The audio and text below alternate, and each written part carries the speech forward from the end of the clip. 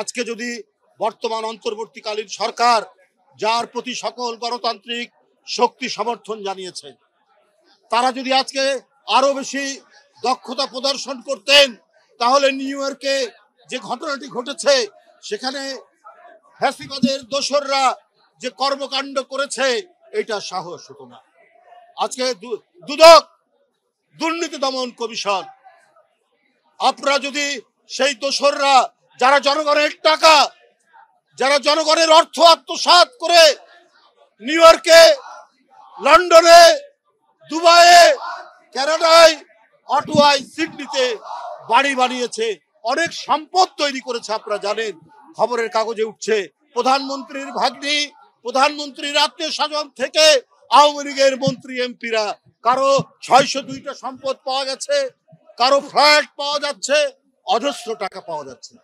দুর্নীতি দমন commission court থেকে, আদালত থেকে আপনার 24,824 কোটি টাকা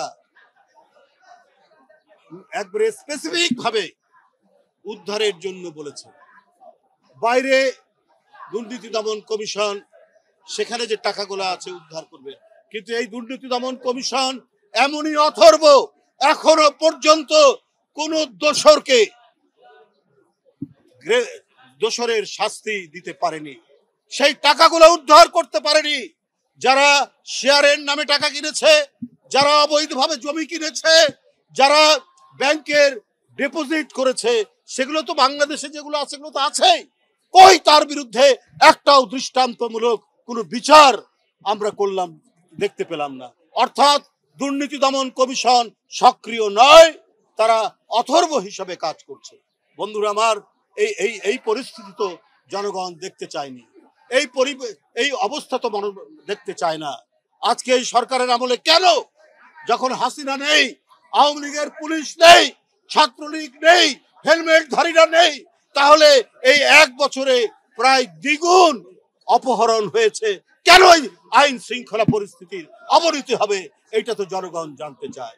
আপনাদের প্রতি জনগণ এবং রাজনৈতিক দলদের আস্থা আছে, আস্থা থাকার পরেও আপনারা কেন দক্ষতার সাথে, দ্রুততার সাথে, ক্ষিপ্র গতিতে পদক্ষেপ গ্রহণ করতে পারছেন না বলেই আজকে বিভিন্ন জায়গায় দোসরদের প্রেতাত্মারা তারা নামার সুযোগ পাচ্ছে এবং বিদেশেও তারা বিভিন্ন ধরনের অপকর্ম করছে। বন্ধুরা আমার, এই ধরনের নৃশংস সরকার, তার কি আপনারা প্রত্যাবর্তন চান? তাহলে এখন থেকেই জনগণকে সাথে নিয়ে আগামী নির্বাচনে কাজ করতে হবে, যে আর যাতে যারা দেশের টাকা আত্মসাৎ করে তাদের কমপক্ষে 20 প্রজন্ম বিদেশে সুখে শান্তিতে থাকতে পারে, সেই ব্যবস্থা করেছে। ওই লুটেরাদের, ওই টাকা পাচারকারীদের, ওই ব্যাংক হরিলুটকারীদের যেন প্রত্যাবর্তন না হয়। ওই মানুষ খুন করে, ছাত্র খুন করে, শিশুকে খুন করে যারা ক্ষমতা ধরে রাখতে চেয়েছিল, তাদের ওই খুন, ওই রক্ত এখনো শুকায়নি। তাই আওয়ামী লীগের সাথে কোনো আঘাত নেই, আওয়ামী লীগের সাথে যারা তাকে সহযোগিতা করেছে তাদের জন্য খোলস খুলে নতুন ভাবে আত্মপ্রকাশ করতে না পারে, আমাদেরকে সেই দিকটাই দেখতে হবে।